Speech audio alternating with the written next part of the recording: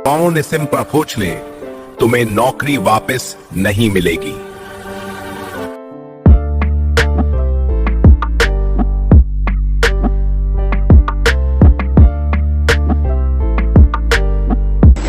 धन्यवाद के साथ स्तुति गाऊंगा, है यीशु मेरे खुदा, उपकार तेरे है बेशुमार, कोटि कोटि स्तुति धन्यवाद। युगता दोस्तों, सदरक मेशक अबेदनगो जैसे परमेश्वर के सच्चे विश्वासी आज भी इस धरती के ऊपर मौजूद हैं, जिसका जीता जागता उदाहरण हमें एक साहसी और परमेश्वर के वचनों और आज्ञाओं को मानने वाले, उनके प्रति ईमानदार रहने वाले लेफ्टिनेंट सैमुअल मैथ्यू कमलसेन में देखने को मिला, जो कि केरला के एक छोटे से गांव से आने वाले वह मसीह विश्वासी हैं जिन्होंने 2017 में भारतीय सेना में शामिल होकर देश की सेवा करने का निर्णय लिया और पंजाब के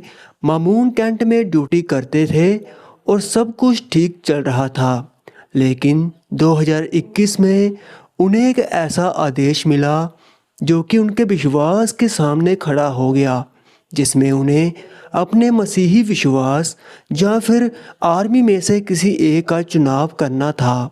और दोस्तों, उन्होंने एक असली बाइबल के वचनों और आज्ञाओं को मानने वाले मसीही विश्वासी की तरह अपना मसीही विश्वास ही चुना, वो भी बिना किसी डर या नौकरी चले जाने की चिंता से।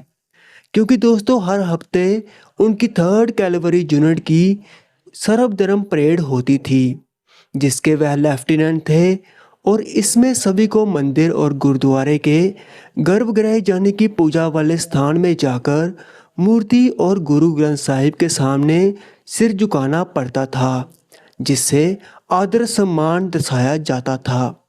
लेकिन दोस्तों, सैमुअल ने विनम्रता से ऐसा करने से मना कर दिया और उन्होंने कहा कि मैं अपने साथियों या फिर अपनी बटालियन का पूरा सम्मान करता हूँ और मैं उनसे प्रेम भी करता हूँ और अपने देश के लिए मर मिटने को भी तैयार हूँ, पर मैं किसी भी मूर्ति के सामने या किसी भी किताब के सामने अपना सिर नहीं झुका सकता। फिर गर्भगृह में खड़ा होना और उसके आगे सिर झुकाना मेरे लिए मूर्ति पूजा के बराबर हो जाएगा, क्योंकि बाइबल कहती है तू मनुष्य की बनाई हुई किसी भी मूर्ति को दंडवत ना करना और ना ही उनकी उपासना करना और ना ही उनकी रिस्पेक्ट करना, क्योंकि मैं ही तेरा एकमात्र परमेश्वर हूँ। इसलिए मैं बाहर खड़ा होकर सलूट तो कर सकता हूँ, पर अंदर गर्भगृह में जाकर ऐसा नहीं कर सकता। और दोस्तों, इसके बाद उनके कमांडिंग ऑफिसर ने उन्हें समझाया, उनकी काउंसलिंग हुई, यहाँ तक कि उनके अपने पादरी ने भी कहा कि ये सिर्फ रिस्पेक्ट यानी कि दूसरों की धार्मिक भावनाओं को सम्मान देना है, ना कि कोई मूर्ति पूजा। लेकिन दोस्तों, सैमुअल ने जवाब में फिर भी यही कहा कि मेरा विवेक और मेरी आत्मा ये गवाही नहीं देती कि मैं ये गलत कार्य करूं। इसलिए अगर मैं झुक गया तो मैं प्रभु यीशु मसीह को क्या मुंह दिखाऊंगा। और दोस्तों, बस फिर क्या, आर्मी ने उन्हें सस्पेंड कर दिया और फिर शुरू होती है उनकी कानूनी लड़ाई, जिसमें दिल्ली हाई कोर्ट ने उनकी बर्खास्ती को सही ठहराया।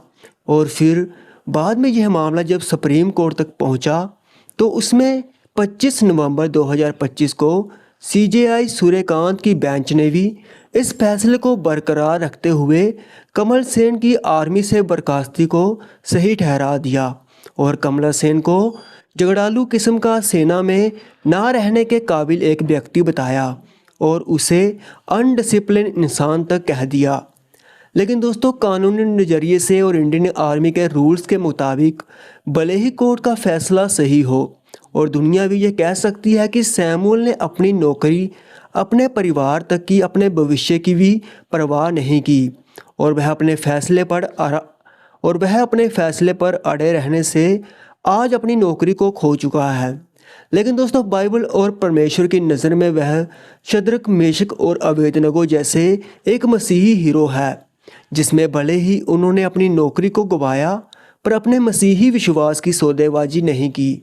और सैमुअल ने दिखाया कि सच्चा मसीही बाइबल के खिलाफ जाकर कोई भी समझौता नहीं करता।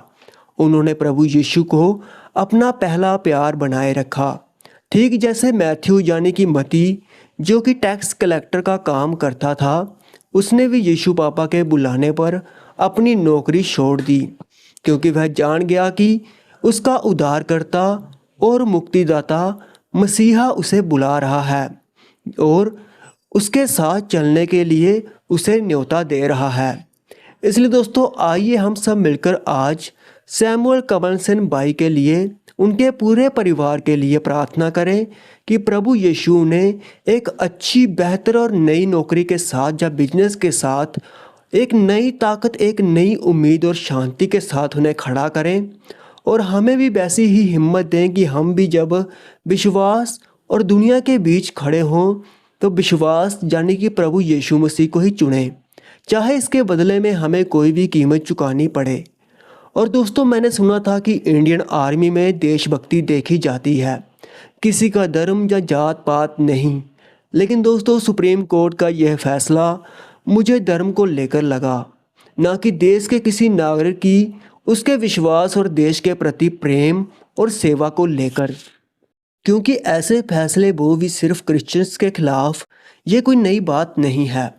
जबकि अगर कोई मुस्लिम या हिंदू उनकी जगह पर होता तो शायद फैसला कुछ और ही होता। और दोस्तों, परमेश्वर सबके ऊपर अपनी दया करें और जिन्होंने ये फैसला सुनाया उन जज साहब को भी आशीष दें, क्योंकि प्रभु ने हमें प्रेम और आशीष देना ही सिखाया है। उन्होंने हमें नफ़रत फैलाना या फिर किसी की बुराई करना नहीं सिखाया। बाकी आपका इस पर क्या कहना है? क्या यह फैसला सही था या नहीं? ये आप हमें कमेंट सेक्शन में ज़रूर बताएं। प्रभु यीशु मसीह, कृपया आप अपने बेटे कमलसेन, जिन्होंने आपके लिए स्टैंड लिया बिना किसी परिणाम की चिंता किए, आप उन्हें ऐसी आशीष दीजिए कि लोग आपकी महिमा को देखने पाएं, क्योंकि विश्वास का प्रतिफल बड़ा होता है, जो कि आपका वचन कहता भी है। इसलिए हम प्रार्थना करते हैं कि उन्हें और हिम्मत और साहस दें और वह और तरक्की करें और आशीषों को पाएं, और हमें भी उनकी तरह साहसी बनाएं। यीशु मसीह के नाम में या प्रार्थना में हम मांगते हैं, आमीन। जय मसीह की।